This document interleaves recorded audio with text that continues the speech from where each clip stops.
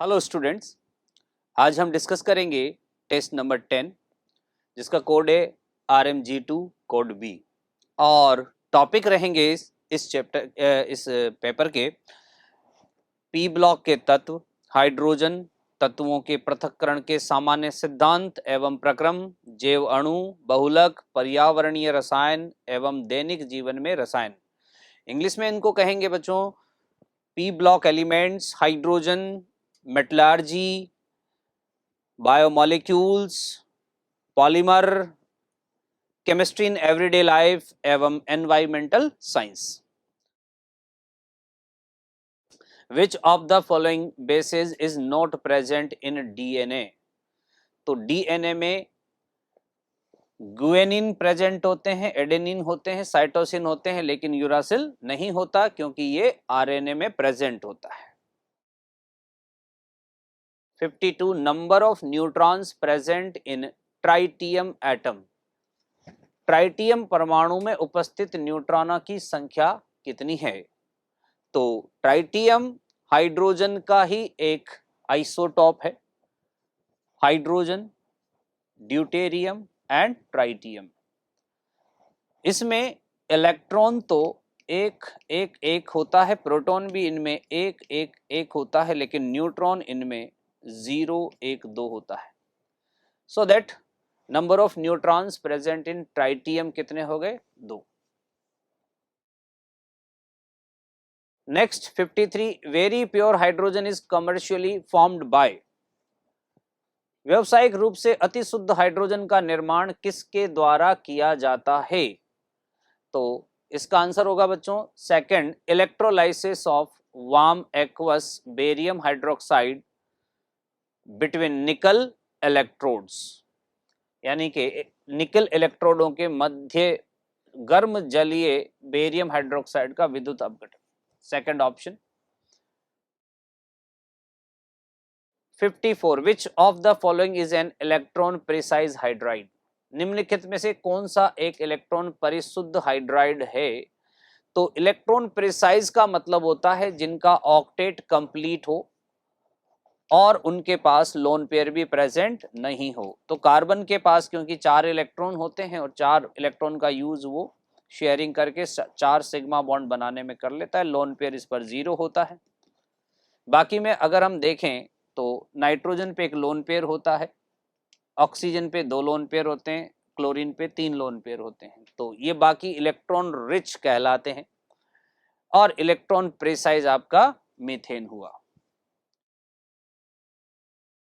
Which of the following molecule are amino acids? इनमें से कौन से अमाइनो एसिड हैं?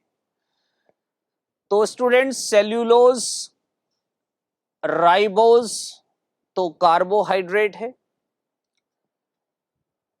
यहां पर अमाइनो एसिड हुए एलानिन और वेलिन। थायमिन आपका विटामिन है, थायमिन विटामिन है। ये कार्बो है, कार्बोहाइड्रेट्स हैं, ये भी कार्बोहाइड्रेट है। तो इसलिए आपके करेक्ट होंगे बी और सी, सेकंड ऑप्शन। ठीक है। Tolerable limit of fluorides in drinking water. Standard decide किएंगे ड्रिंकिंग वाटर में कौन कौन सा आयन या कौन सा एलिमेंट कितना होना चाहिए।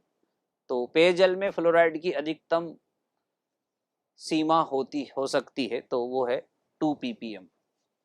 ये इंटरनेशनल लेवल पर डिसाइड किया गया है कि कितनी टॉलरेबल वैल्यू है सहन। Statement first, NaH is an ionic compound. NaH एक आयनिक यौगिक है, सही है, क्योंकि ये मेटल है और ये नॉन मेटल की तरह बिहेव करता है। तो नेगेटिव आयन पॉजिटिव आयन होते हैं और आयनिक सॉलिड होता है NaCl के जैसे। Statement second, NaH gives hydrogen gas on reaction with water. तो ये सही स्टेटमेंट है। NH की जल के साथ अभिक्रिया होने पर हाइड्रोजन गैस प्राप्त होती है, क्योंकि NaH में H नेगेटिव है, Na पॉजिटिव, और वाटर में आप देखते हैं कि ये डेल H पॉजिटिव होता है और ये डेल नेगेटिव होता है। तो रिएक्शन हो जाएगी दोनों के बीच में, NaOH बन जाएगा और हाइड्रोजन गैस लिबरेट होगी। तो इस बेसिस पर दोनों ही स्टेटमेंट आपके करेक्ट हो गए। Cl2 on reaction with cold dilute NaOH forms। Chlorine की ठंडे तनु NaOH के साथ अभिक्रिया होने पर क्या बनता है? तो ये असमानुपातन अभिक्रिया है, डिस्प्रपोर्शनेशन रिएक्शन। Cl2 जब रिएक्ट करता है NaOH के साथ तो NaCl बनता है और NaOCl हाइपोक्लोराइट बनता है प्लस H2O। तो ये आपका ऑप्शन हो गया, यानी कि आंसर 1। ठीक है। 69 विच of the following vitamin is water soluble. तो विटामिन सी जो होता है वो वाटर सॉल्युबल होता है, जल में विलयशील है, क्योंकि विटामिन के, डी और ई फैट सॉल्युबल होते हैं, यानी कि वसा में घुलनशील होते हैं। Deacon's process is used for the manufacture of. Deacon प्रक्रम का उपयोग किसके निर्माण के लिए किया जाता है? तो डीकन प्रक्रम का उपयोग या इस प्रक्रिया का उपयोग क्लोरीन फॉर्मेशन के लिए किया जाता है। रिएक्शन इस तरह से होती है, 4HCl प्लस O2 कैटलिस्ट होता है CuCl2 और ये देता है 2Cl2 प्लस 2H2O। तो क्लोरीन का निर्माण किया जाता है। Which one of the following has the highest acidic strength? निम्न में से किसकी अम्लीय सामर्थ्य उच्चतम है? तो जब एटम का साइज बढ़ता है तो हेलोजन और हाइड्रोजन के बीच का बॉन्ड वीक होने लगता है और इससे बॉन्ड डिसोसिएशन बढ़ जाता है, तो एसिडिक स्ट्रेंथ इंक्रीज हो जाती है, इसलिए आंसर होगा 1 HI। Molarity of 20 volume solution of hydrogen peroxide is. Hydrogen peroxide के 20 आयतन विलयन की मोलरता होगी। तो इसको सॉल्व करते हैं इस तरह से, volume strength is equals to 11.2 into molarity. तो क्योंकि वॉल्यूम स्ट्रेंथ कितना दिया है 20, तो 20 is equals to 11.2 into molarity, तो मोलैरिटी का वैल्यू हो गया 20/11.2, एंड आंसर आ गया आपका 1.79। ओके स्टूडेंट्स, नेक्स्ट क्वेश्चन है 63, acidic oxide in the following is.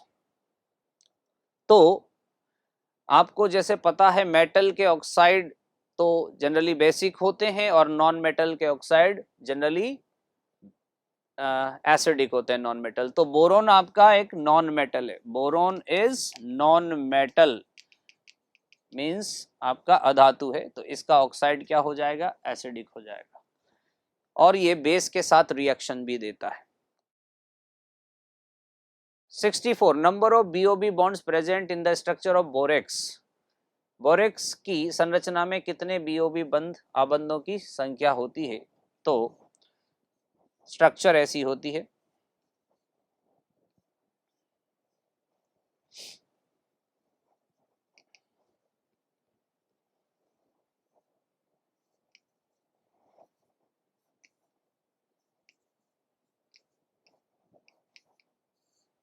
ये बोरेक्स की स्ट्रक्चर है।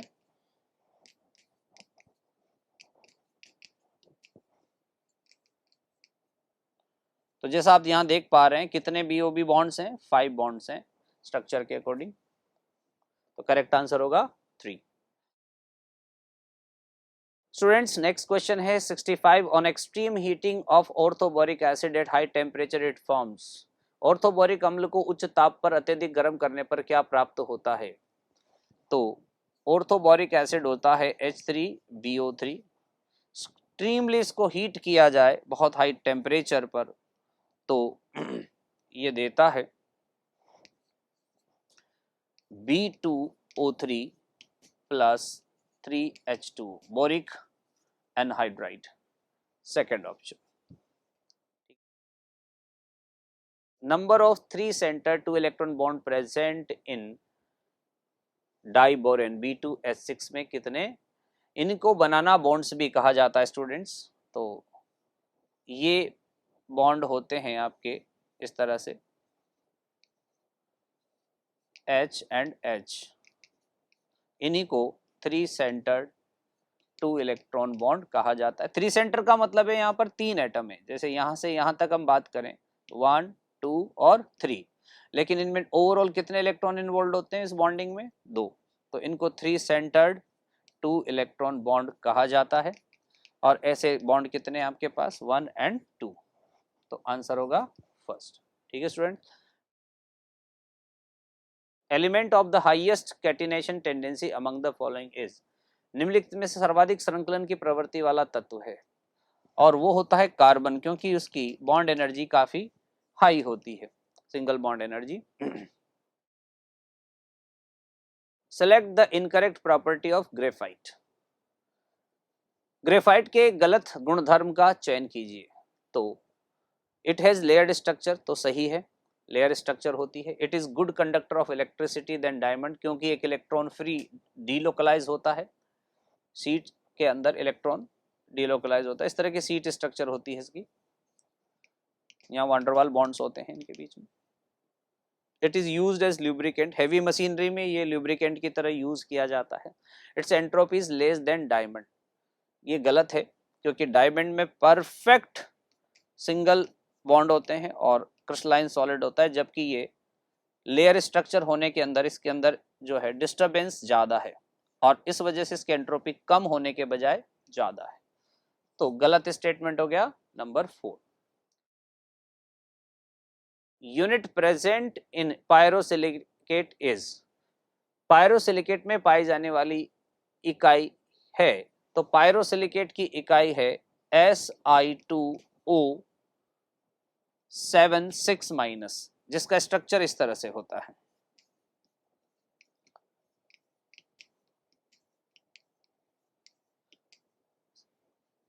ऑक्सीजन ब्रिज की तरह 2 सिलिकॉन एटम को आपस में जोड़ रहा है, तो इसलिए करेक्ट आंसर होगा स्टूडेंट्स सेकंड ऑप्शन।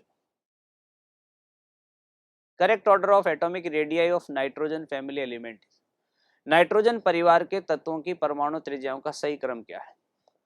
तो आपको पता है कि ग्रुप में नीचे आने पर ऑर्बिट्स की संख्या बढ़ती चली जाती है, न्यूक्लियस के बाहर में ऑर्बिट्स की संख्या यानी ऑर्बिट की नंबर इंक्रीज होती चली जाती है।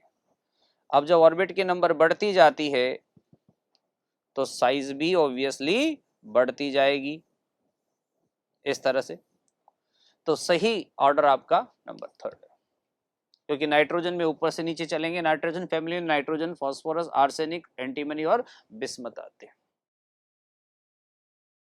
71 next question, thermal stability of hydrides of group 15 elements is, वर्ग 15 के तत्वों के हाइड्राइडों के उसमें स्थायित्व का क्रम है।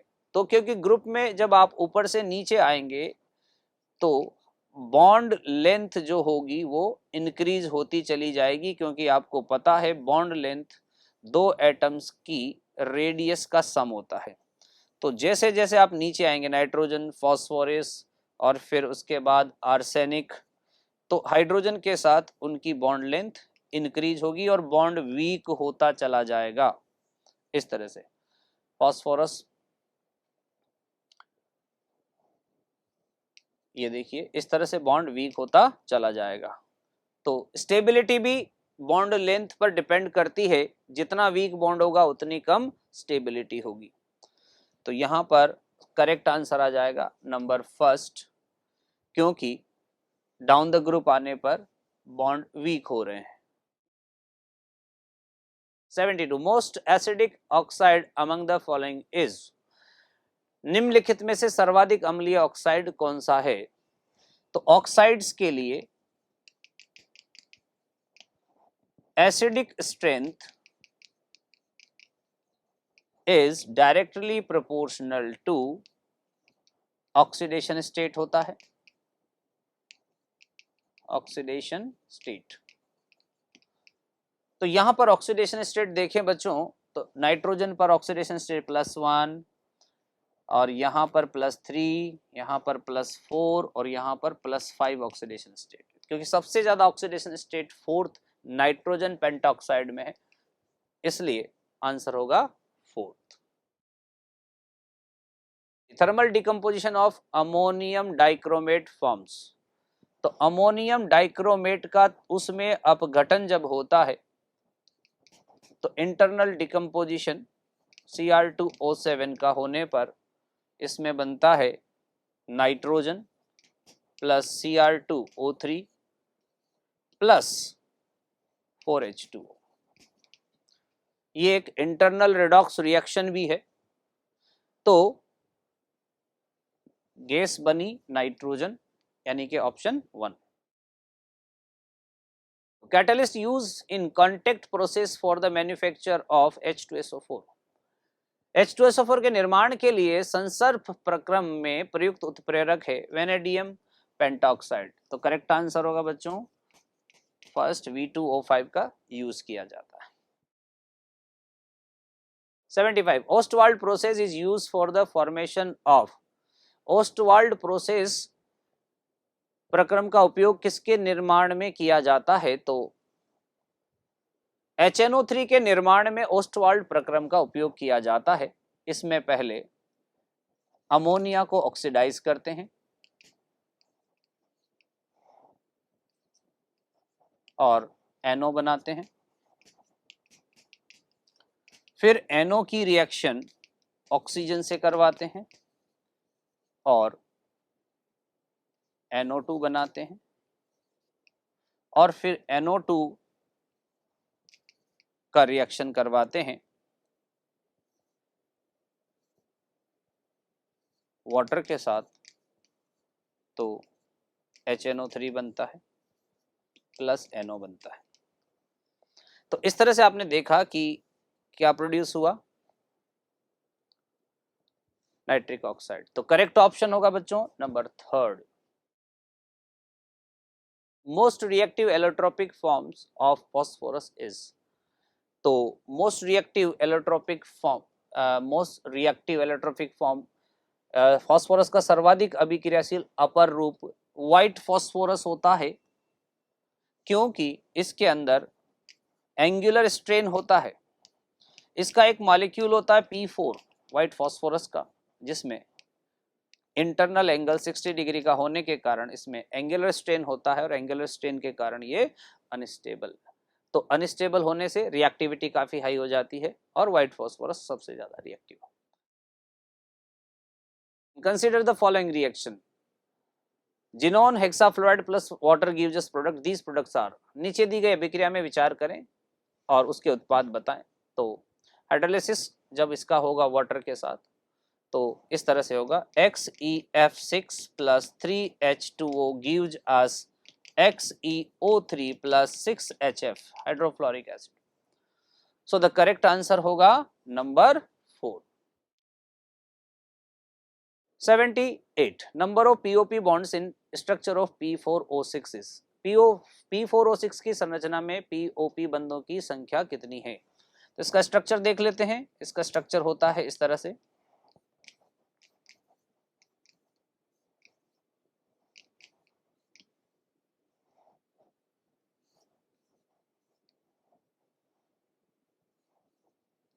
ये स्ट्रक्चर है। तो आप देख रहे हैं इसमें कितने POP बंध फॉर्म हो गए हैं? 6। 1 2 3 4 5 एंड 6। आंसर हो जाएगा second. Number of pH bonds in orthophosphoric acid is. तो बच्चों ऑर्थोफॉस्फोरिक एसिड में pH बंधों की संख्या है। तो स्ट्रक्चर देखते हैं।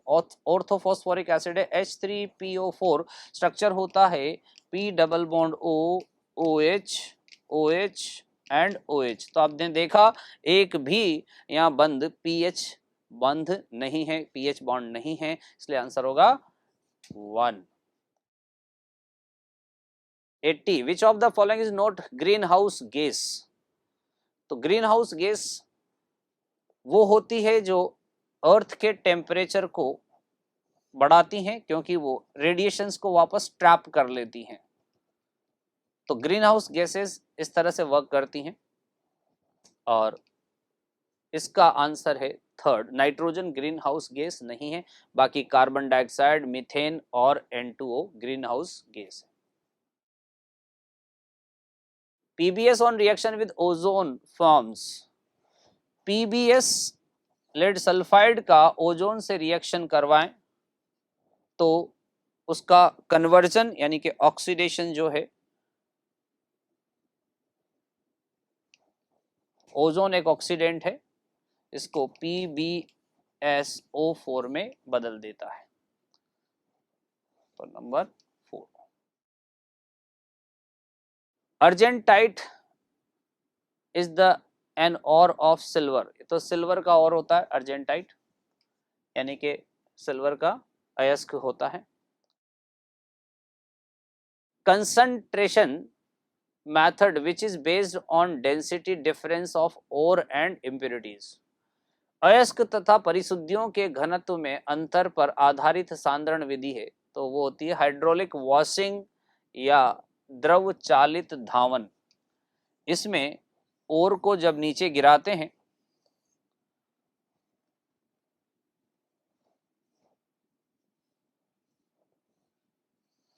तो एक वाटर के जेट फाउंटेन की हेल्प से जो ओर है वो तो ग्रेविटी की वजह से नीचे गिर जाती हैं, लेकिन जो इम्प्योरिटीज हैं वो यहाँ से बाहर निकल जाती हैं, ओर को यहाँ पर इकट्ठा कर लिया जाता है।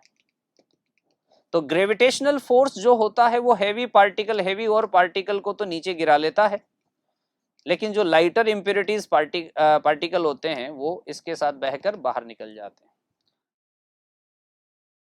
84 next question, which of the following reaction does not takes place during the calcination of ore, निम्नलिखित में से कौन सी अभिक्रिया अयस्क के निस्तापन के दौरान घटित नहीं होती? ये कैल्सिनेशन का रिएक्शन नहीं है, ये रिडक्शन का केस है, क्योंकि यहाँ मरकरी रिड्यूस हो गया है +2 से 0 की ओर, तो ये रिडक्शन है यानी कि अपचेन। बाकी ये कैल्सिनेशन जिंक कार्बोनेट से जिंक ऑक्साइड का बनना और हाइड्रेटेड ओर का डिहाइड्रेट हो जाना और कार्बोनेट ओर का टूटकर ऑक्साइड में बदल जाना, ये सब कैल्सिनेशन का ही प्रोसेस। कैल्सिनेशन का मतलब होता है heating of ore in absence of oxygen, और वो जनरली कार्बोनेट और हाइड्रेटेड ओर के लिए किया जाता है। तो आप देखेंगे ये कार्बोनेट ओर है, ये हाइड्रेटेड ओर है, ये है, जबकि यहां पर ऐसा नहीं हो रहा, ऑक्साइड का रिडक्शन हो रहा है मर्क्यूरिक सल्फाइड से। Next question students 85, vapour phase refining can not be use for the refining of, वाष्प प्रावस्था परीक्षण का उपयोग किसके परीक्षण के लिए नहीं किया जा सकता? वेपर फेज रिफाइनिंग में एक होता है मॉन्ड प्रोसेस, तो ये तो है मॉन्ड प्रोसेस, मॉन्ड प्रोसेस निकल के लिए किया जाता है, और टाइटेनियम और जिंक के लिए वैन आर्केल मेथड होता है, आर्केल मेथड। तो जिंक का रिफाइनिंग इससे नहीं कर सकते, उसका स्मेल्टिंग से करते हैं कार्बन के साथ रिडक्शन के द्वारा। सो the correct answer will be 4। 86, leaching of Ag2S is carried out by, क्योंकि ये एक सल्फाइड ओर है इसलिए इसको केमिकल मेथड से Ag2S का विक्षालन किसके द्वारा किया जाता है? तो सोडियम साइनाइड से इसका निक्षालन किया जाता है। तो करेक्ट आंसर होगा number 3। In hall Harold process of aluminium reaction taking place at anode, aluminium के हॉल हेरोल्ड प्रक्रम में एनोड पर घटित होने वाली अभिक्रिया है। तो एनोड पर क्या होता है? ऑक्सीडेशन होता है। तो हमें देखना है कि किसका, क्योंकि यहाँ पर जो एनोड है वो कार्बन का बना होता है, तो कार्बन का ऑक्सीडेशन होगा। तो करेक्ट आंसर, ये भी ऑक्सीडेशन हो रहा है, लेकिन ये एल्यूमिनियम का ऑक्सीडेशन है, पर यहाँ एल्यूमिनियम का तो हमें रिडक्शन करवाना होता है और वो कैथोड पे होता है। यहाँ आप देखेंगे तो कार्बन मोनोऑक्साइड बन रहा है, यहाँ पर एल्यूमिनियम का रिडक्शन हो रहा है, तो ये कैथोड पे होगा। So the correct answer is second. 88 zone refining is not use for the refining of, zone refining मंडल परिष्करण का उपयोग किसके परिष्करण के लिए नहीं किया जाता? तो गैलियम, इंडियम और सिलिकॉन का तो परीक्षण किया जाता है क्योंकि ये अर्धचालक तत्व होते हैं, लेकिन आयरन का नहीं किया जाता जॉन रिफाइनिंग से। इसका परिष्करण या निष्कासन जो है अलग मेथड से करते हैं, कार्बन रिडक्शन मेथड से करते हैं। 89 alpha D glucose and beta D glucose are related as, तो अल्फा डी ग्लूकोज एवं बीटा डी ग्लूकोज किस प्रकार से संबंधित है? तो ये एनोमर होते हैं, ये इस तरह से होते हैं।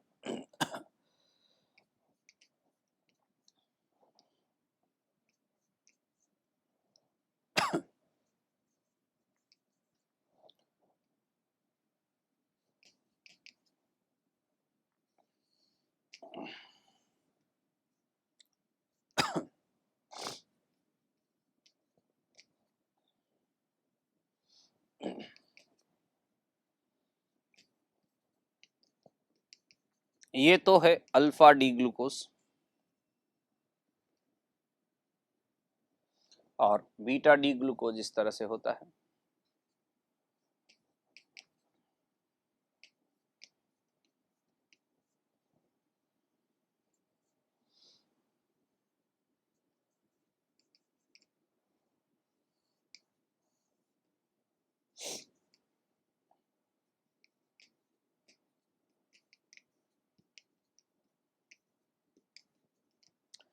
ये वाला जो कार्बन है इसको एनोमेरिक कार्बन कहा जाता है, इसका कॉन्फ़िगरेशन ही इसको अल्फा बीटा बनाता है। ये अल्फा है और ये बीटा है, तो इनको क्या कहा जाता है? एनोमर्स। एनांशियोमर्स तो ऑप्टिकल आइसोमर्स होते हैं, कन्फॉर्मर्स जो है आपके सिंगल बॉन्ड रोटेशन से बनते हैं, और ज्योमेट्रिकल आइसोमेरिस जो आइसोमर्स होते हैं वो डबल बॉन्ड या रिंग वाले कंपाउंड्स में देखा जाता है। which or can be best concentrated by Froth flotation process, झाग प्लवन प्रक्रम द्वारा किस अयस्क का सांद्रण उत्तम रूप से किया जा सकता है? तो जो सल्फाइड होते हैं, सल्फाइड और जिनको कहा जाता है, सल्फाइड अयस्क जिनको कहा जाता है, उनका झाग उत्प्लवन विधि द्वारा कंसंट्रेशन किया जाता है, क्योंकि सल्फाइड और जो ऑयल इस्तेमाल किया जाता है झाग प्लवन विधि में, उसके ऊपर आसानी से चिपक जाता है, उसके साथ बॉन्ड हो जाता है। तो इसमें मेलाचाइट तो नहीं है क्योंकि वो कॉपर का कार्बोनेट और है, गैलेना PbS क्योंकि ये सल्फाइड और है, कैलामाइन आपका जिंक कार्बोनेट होता है और जिंकाइट आपका जिंक ऑक्साइड होता है। तो 91 monomers of nylon 6 is are, nylon 6 का एकलक है, तो इसका एकलक होता है कैप्रोलेक्टम, जिसका स्ट्रक्चर इस तरह से होता है।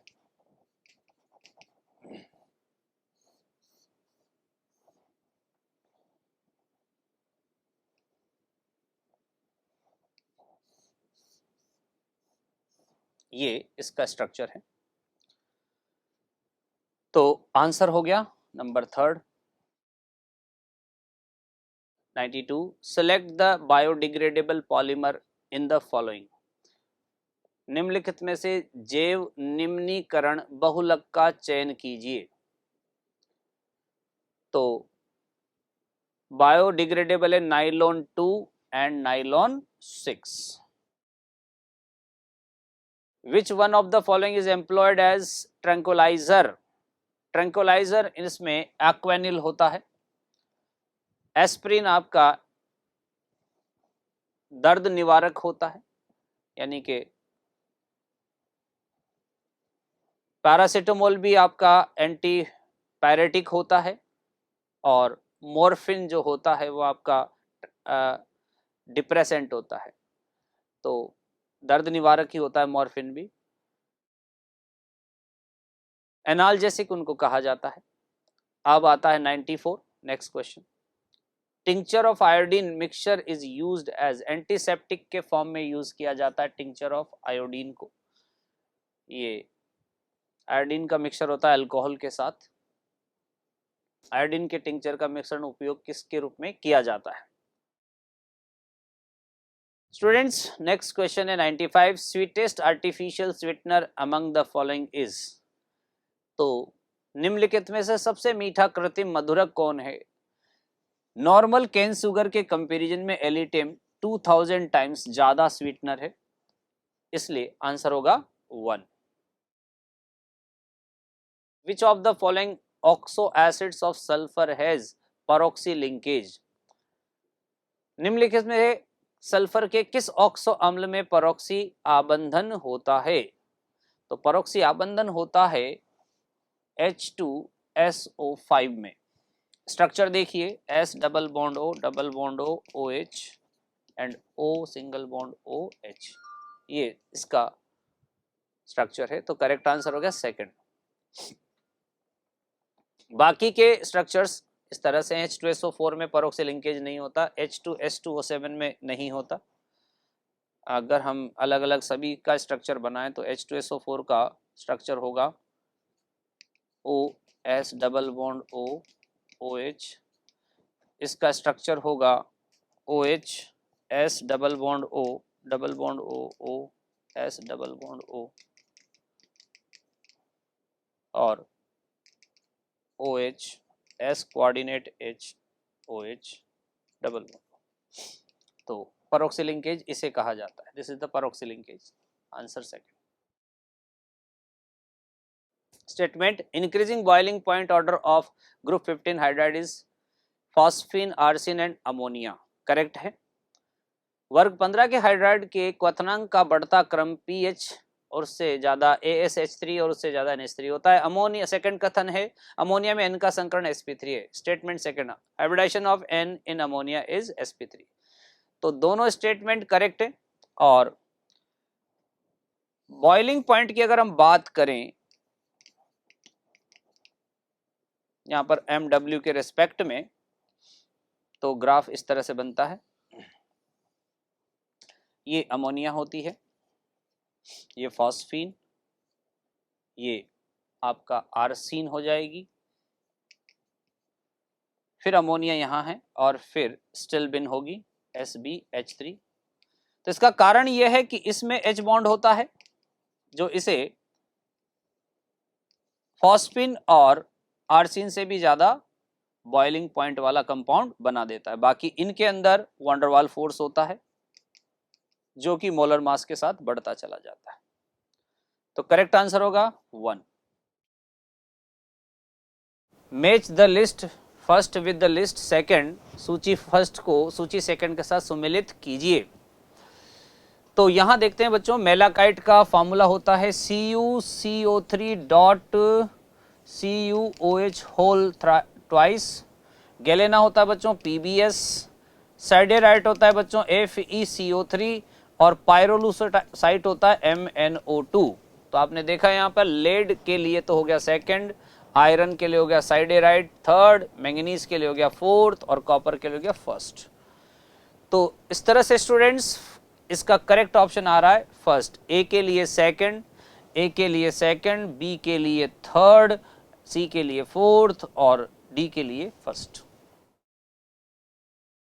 99 question, statement number of chiral carbon in alpha D glucose is 5।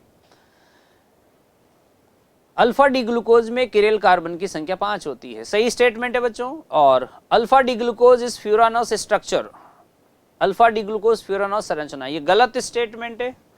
ये पायरानोस स्ट्रक्चर एक्चुअली, जिसका स्ट्रक्चर ऐसा होता है अल्फा डी ग्लूकोज का।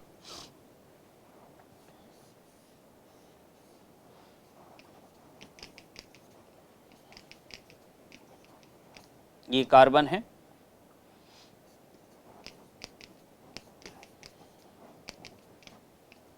CH2OH। तो इस स्ट्रक्चर को क्या बोलते हैं? Pyranose structure, pyranose structure. और इसकी वजह से ये अल्फा है। तो आप देखेंगे इसकी वजह से अल्फा है। और ये सब कायरल है, एक कायरल, दूसरा कायरल कार्बन, तीसरा chiral carbon, fourth chiral carbon और लास्ट कायरल कार्बन। तो टोटल कितने हो गए? 5 कायरल। तो स्टेटमेंट 1 सही है स्टूडेंट्स और सेकंड रॉन्ग है, इसलिए स्टेटमेंट आएगा आंसर का third. Next, blue baby syndrome is caused due to excess of what substance. Blue baby syndrome किसके आधिक्य के कारण होता है? तो स्टूडेंट्स ब्लू बेबी सिंड्रोम होता है नाइट्रेट आयन के कारण, तो करेक्ट आंसर होगा थर्ड। स्टूडेंट्स ये था आपका टेस्ट पेपर 10 का डिस्कशन।